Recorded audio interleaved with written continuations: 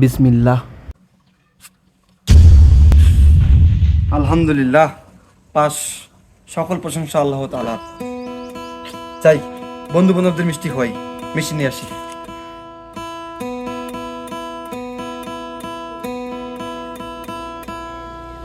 আরে কি অবস্থা বন্ধু? এই তো। তুই কি জানিস আমরা তিনজনে এ প্লাস পাইছি? আচ্ছা। ও তুইও মনে এ প্লাস পাইছিস, সাথে মিষ্টির কার্টুন। তার সুখবরটা দে তো।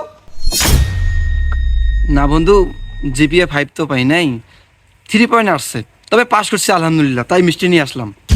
ও কেন তোরা খুশি হস নাই? খুশি? হ্যাঁ তোরা খুশি তো রে। তা ভাই তুই এই পয়েন্ট নিয়ে একটা ভালো কলেজ তো দূরের কথা, তুই একটা পিয়নের চাকরিও পাবি না।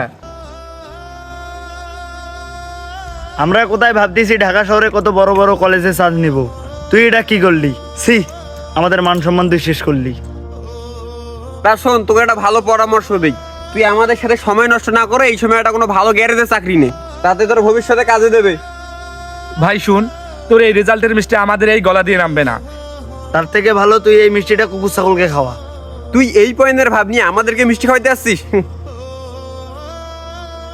যা চলে যা আমাদের সামনে থেকে, যা তুই যা, আসিস না আমাদের সাথে, আমাদের সাথে মিষ্টি খাওয়াতে।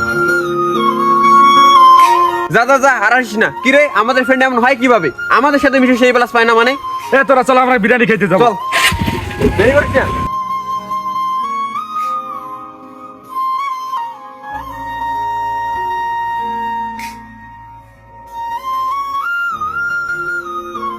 কিরে ছোট ভাই কাঁদে কেন? দেখি তো কি হয়েছে। কিরে ছোট ভাই, কি হয়েছে তোর? কাঁদতেছিস কেন? কি সমস্যা? ভাই, পরীক্ষায় 3 পয়েন্ট পেয়ে বন্ধু বান্ধবের জন্য ভাই আমি মিষ্টি নিয়ে আসছিলাম, কিন্তু বন্ধু বান্ধব ভাই মিষ্টি না খেয়ে আমাকে নিয়ে অপমান করছে, ধুর তুচ্ছ তাচ্ছিল্য করছে ভাই। ভাই আরো বলছে আমার এই রেজাল্টে নাকি কিচ্ছুই হবে না ভাই, গ্যারেজে কাজ নিতে বললো আমাকে, তাই কাঁদতেছি ভাই। আরে পাগল, এই জন্য তুই কাঁদতেছিস? এটা কোনো কথা? ছি, ছি, ছি, ছি, তুই এত দুর্বল? মন মানুষকে শক্ত করতে হবে। যারা ভালো রেজাল্ট করে তারাই সফল হয়, আর যারা খারাপ রেজাল্ট করে তারা কি ব্যর্থ হয়ে যায়? জীবন মানেই সংগ্রাম, জীবনের সংগ্রাম সবাইকে করতে হবে। আজকে তোর এই 3 পয়েন্ট রেজাল্ট নিয়ে তোর যে বন্ধু বান্ধব তোকে নিয়ে মজা করছে, উপহাস করছে, তোকে তাচ্ছিল্য করছে, তুই এইভাবে দিনের সংগ্রামটা অব্যাহত রাখবি, যেন আজ থেকে 10 বছর পরে তুই যে একটা কোম্পানির মালিক হবি, এবং তোর এই সেই 5 পাওয়া ফ্রেন্ডটা যাতে তোর কোম্পানির কর্মচারী হয়। নিজের জীবনটাকে এইভাবে বানাও, ধৈর্য রাখ, পরিশ্রম রাখ। আল্লাহ তাআলা কখনো কাউকে নিরাশ করবে না। নিজের জীবনকে ক্ষুদ্র বা মূল্যহীন ভাবা যাবে না, সংগ্রাম করতে হবে। একটা কথাই মাথায় রাখবি, পরীক্ষার রেজাল্ট কখনোই কারো জীবনের গতি নির্ধারণ করতে পারে না।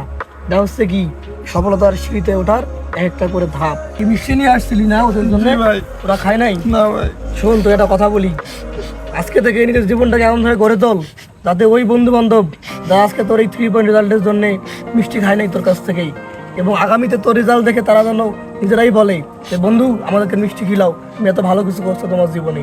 নিজের জীবনটাকে এইভাবে গড়ে তোল, বুঝছিস?